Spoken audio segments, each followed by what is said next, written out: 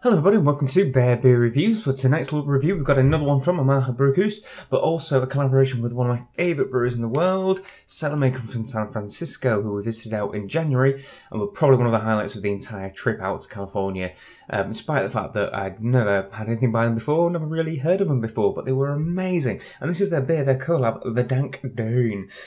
Depicting on the front of it, can you see a rather handsome looking devil with a hop beard, foppish kind of yellowy hair, straw-coloured hair, Danish flag, standing on the Golden Gate Bridge. Because apparently Danish backpackers are sweaty and smelly young Danish backpackers you see touring the Bay Area and San Francisco in particular, riding BART, the Bay Area Rapid Transport, chasing streetcars, gasping with hilly boulevards, insisting to jog the Golden Gate Bridge or climbing prison islands. Yeah, and apparently they like hoppy beers too. So this is their collaboration. I think Dobbis, it's called Dobbis, one of Cellamaker's beers, was one of the best Citra single hop beers I've ever had. And Amager's Batch 1000 that we had very recently was absolutely cracking as an IPA. So needless to say, I am really looking forward to this. I believe it says, yeah, it's a rye and wheat IPA. You might just be able to see that. If not, it doesn't matter. And it clocks in at 6.5%. Which is another kind of low-ish for an American-style IPA, I suppose. The lower side of it, at least. Actually, I just realised he's got cool-ass hop tattoos as well. Pretty awesome. So let's crack this bottle open and see what we know, shall we? Ta-da!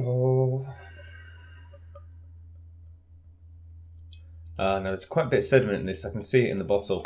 But a bit of rye and wheat in it. I'm expecting a little bit more colour and maybe some kind of extra head retention as well. It's got that kind of it's slightly on the paler side for I guess for rye. Usually it's like a really vibrant deep orange colour. It's a little bit more on the kind of peachy side, but it's still got this wonderful kind of vibrant. I always call it fluorescent orangey colour that you can sometimes get with rye. Nice little head retention as well. It's going to lace beautifully, I think. Slightly a bit hazy, but there is some sediment in the bottle. I'm not fussed anyway. I can already smell this. It's really pogging out the glass, but let's get a nose and then give it a smell. So cheers, everyone. Whew. Wow, that's Citra. That is most certainly Citra. It's tropical fruit. It's really mangoing, really pineapple-y. There's papaya, passion fruit. Smells like a tropical island. You could say there's some coconut in it too, I guess. And despite the name being Dank Dane, there's this tiny little bit kind of the Citra dankness, I like to call it. I'm quite particular about Citra beers. I sometimes find they can have this really harsh dank note that doesn't suit me. This one, it's just right. There's loads of fruity flavours, but there's just this little note of dankness behind it as well. But God, it stings in the best possible way. It's not the 100% freshest bottle. I think it was brewed this one in July. But God, it's got a good aroma still. Brilliant. Without further ado, everyone, cheers. Let's get in there and give it a try.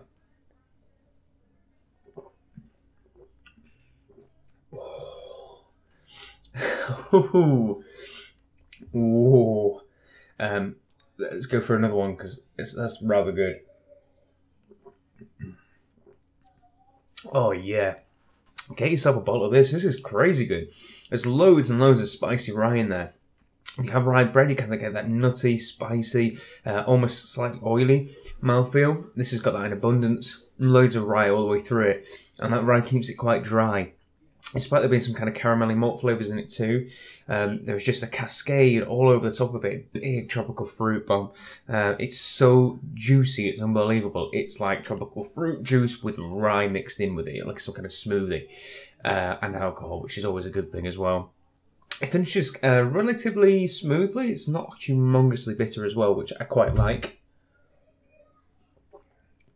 Although I have been known to drink some of the super tooth ripping double IPAs as well, especially West Coast ones, and enjoy them. But God, it's just a total package. It's what you can smell on the nose. It transfers onto the palate wonderfully, alongside some extra rye, spicy notes as well.